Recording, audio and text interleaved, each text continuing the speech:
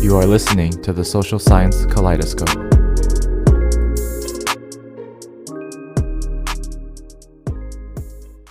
What's up, everyone? Welcome to another episode of the Social Science KLAI-descope. I'm your host, KLAI. I originally had another episode planned for this week, but in light of all the events that are going on right now, I decided that it was more appropriate to do this episode, share my thoughts, and share some research resources out there to potentially educate. And so what am I talking about?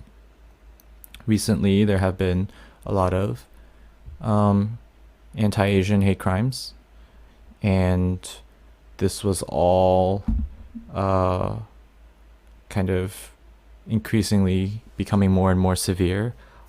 And I believe I think it was the 16th of March, it kind of bursted when in Atlanta there was a mass shooting where a racially charged white supremacist, in some sense, killed 8 people, 6 of which were Asian women. And so first, to those that are impacted by the shootings, whether they were survivors, the families of those that have passed away, my condolences. I don't know if you all are listening to this episode, or pretty sure none of you all know me, but I just want to offer my condolences because there's definitely a wound in my heart when I heard the news of this happening. And not go into the details of the shooter because he doesn't need any more attention, but this event was definitely driven by misogyny and hatred towards Asian Americans. What have I read about ever since the event or the aftermath was, for one, the police officer in a press conference said that he was having a bad day. And I don't know what the heck that means, but definitely a part of me felt very unsupported because these are the people that are supposed to be protecting us, and they are kind of sweeping this event under the rug because they found that the shooter was having a bad day. So that was a really big blow. I think slowly, one by one, the names of all of those that have passed away are being revealed. And so once again, my hearts go out to those that are impacted and their families and their friends, and the people they interacted with in the community as well. So definitely a very tragic time.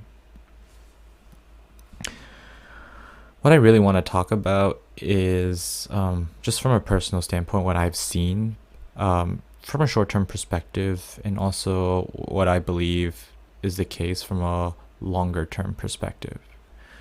In the short term, I think hatred towards Asian Americans have been more pronounced, especially since COVID started. And so that's since basically January of 2020, when the first cases of COVID were being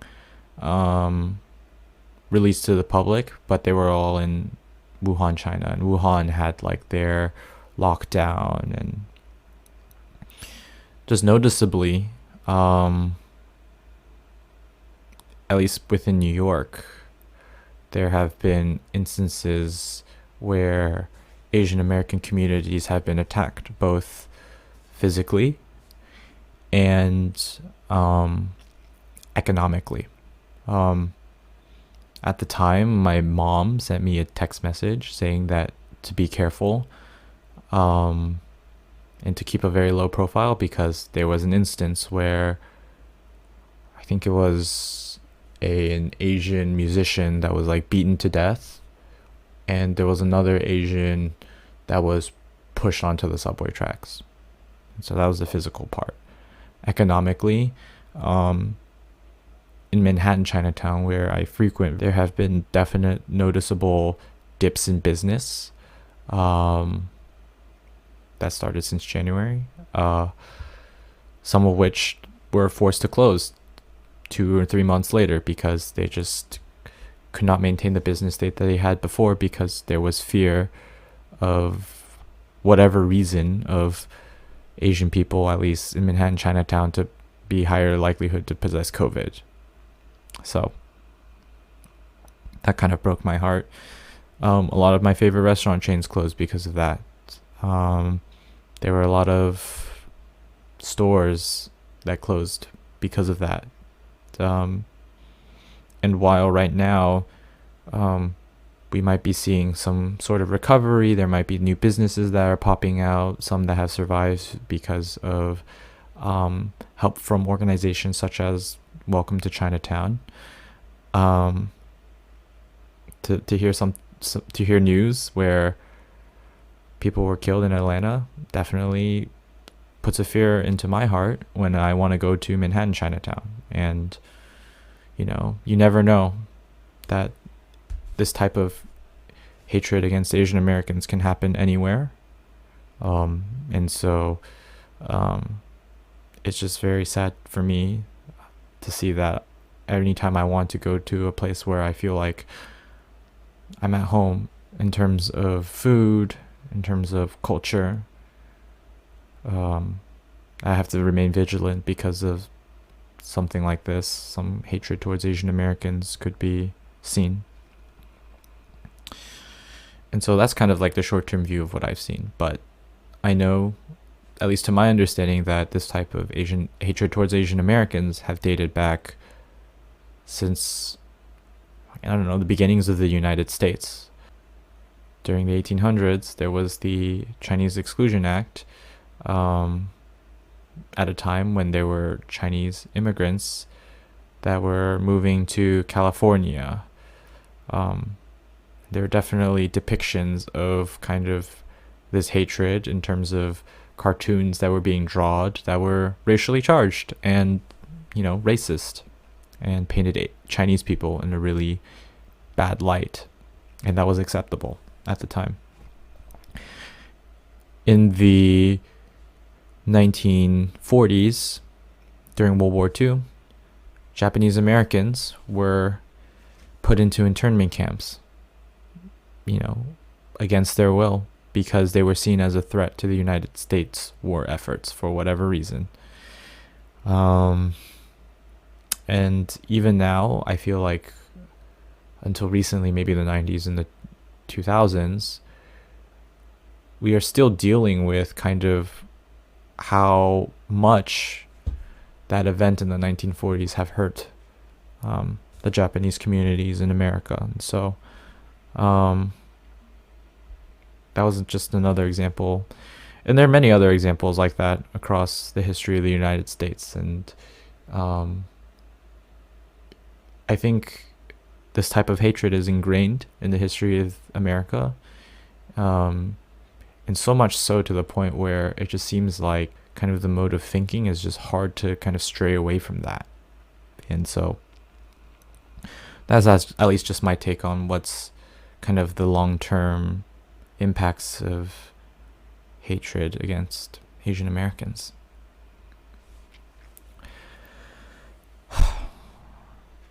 So that's kind of like the main things I wanted to address from a personal standpoint. There's like basically no research that goes into it, just based on my knowledge and of history, based on what I've seen.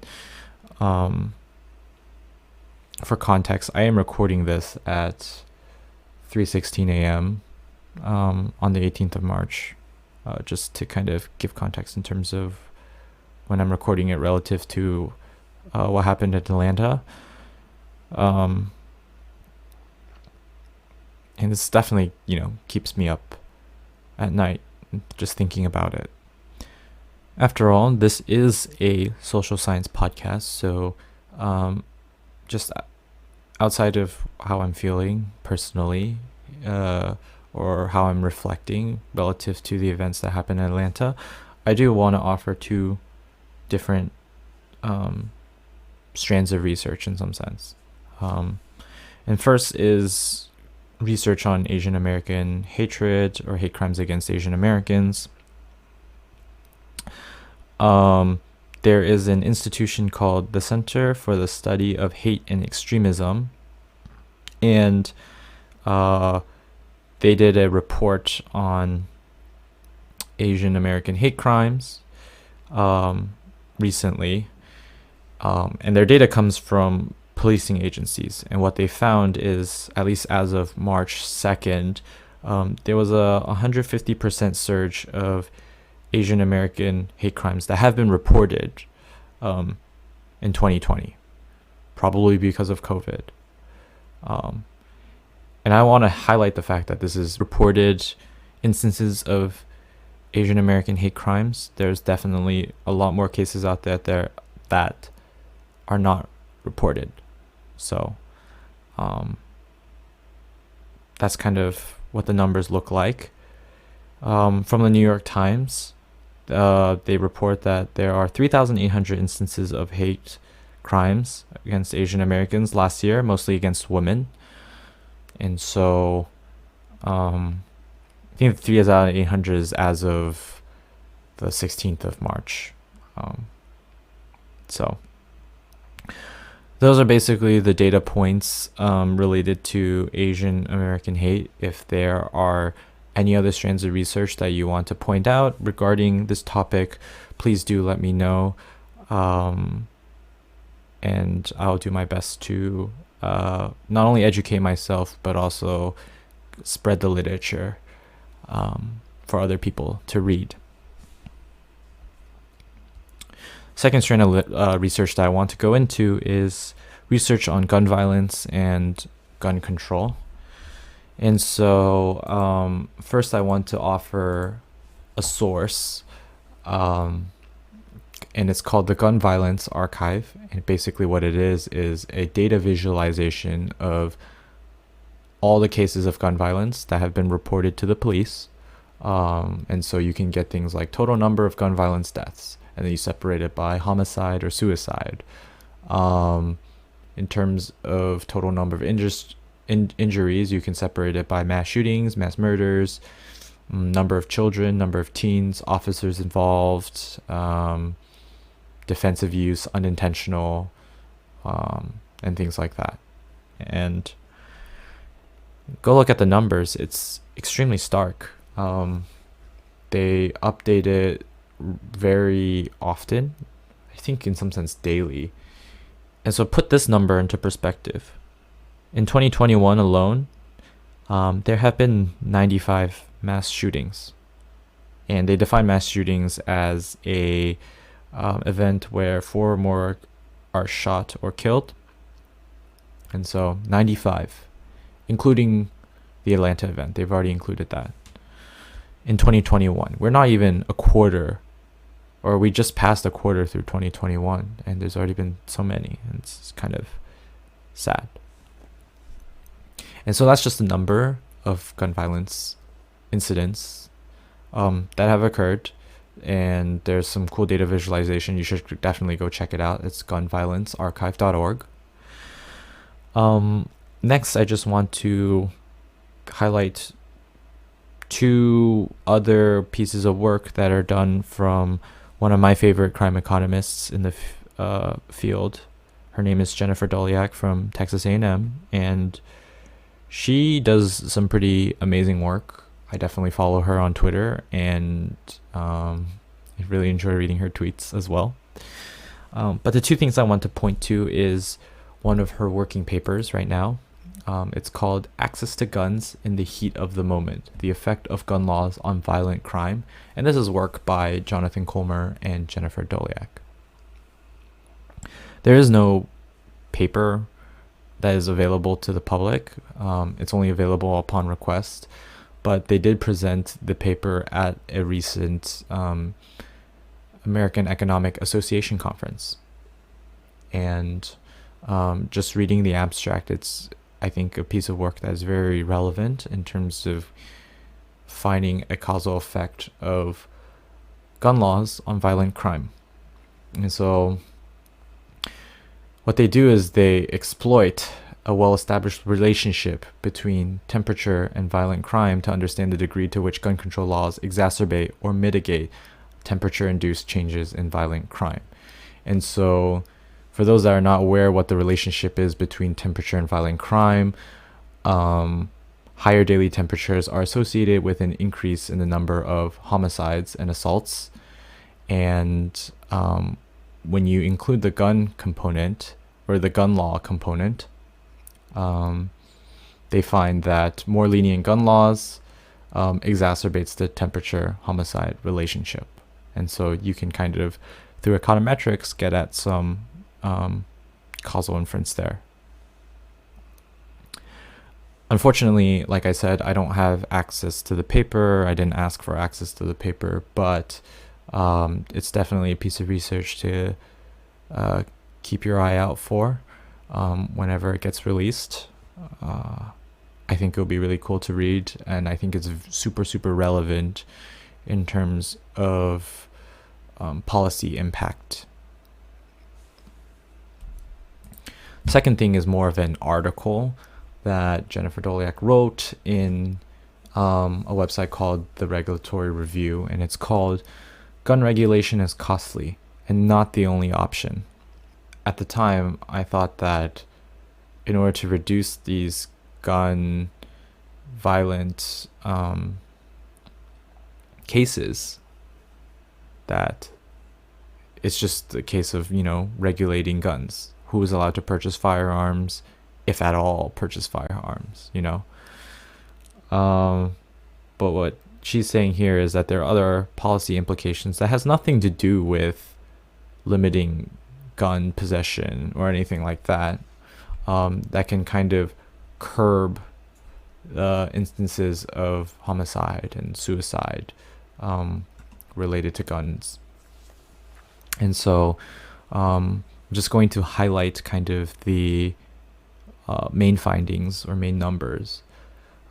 First of which is a summer job program, and they're saying that summer jobs programs for teens reduce mortality rate by 18 to 20% among participants in their survey. And cognitive behavioral therapy for at-risk young men lowers violent crime arrests by 45 to 50% for participants. So that's another program. Access to Medicaid in early childhood decreases suicide by 10 to 15% later in life. Mandating that health insurance cover mental health benefits at parity reduces suicide rate by 5%. Access to antidepressants also reduces suicide rate, where the sales equivalent to 1 pill per capita reduces suicide by 5%. And so if you can imagine, if a government can institute some kind of summer program or better access to health, that instances of gun violence will go down without having to touch kind of possession of guns.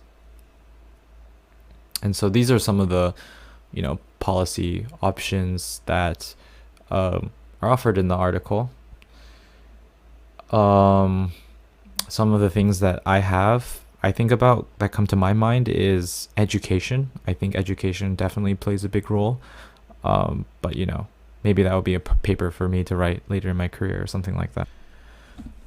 So yeah, hopefully that will somewhat guide you all to find the literature out there that kind of addresses Asian American hate crimes and gun regulations and gun violence.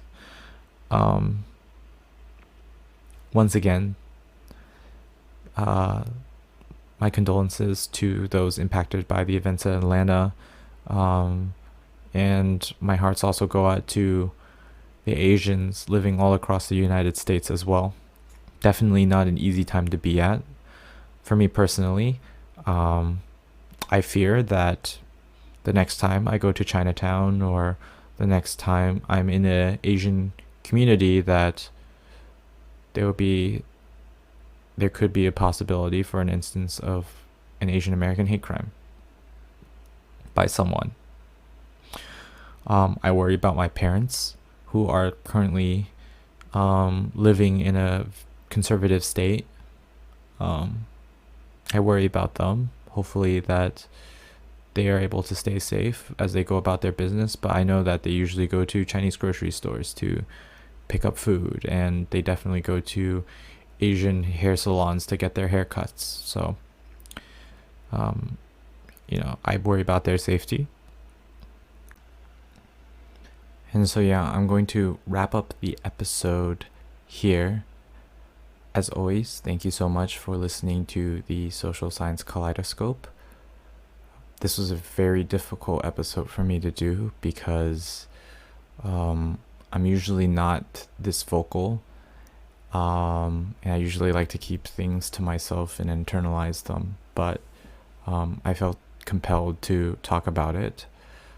For those out there that are hurting, angry, stressed, or feels like they need to rant to someone or need someone to listen to them, just know that my DMs are open. I have a new Instagram account for the podcast at KLAI-descope.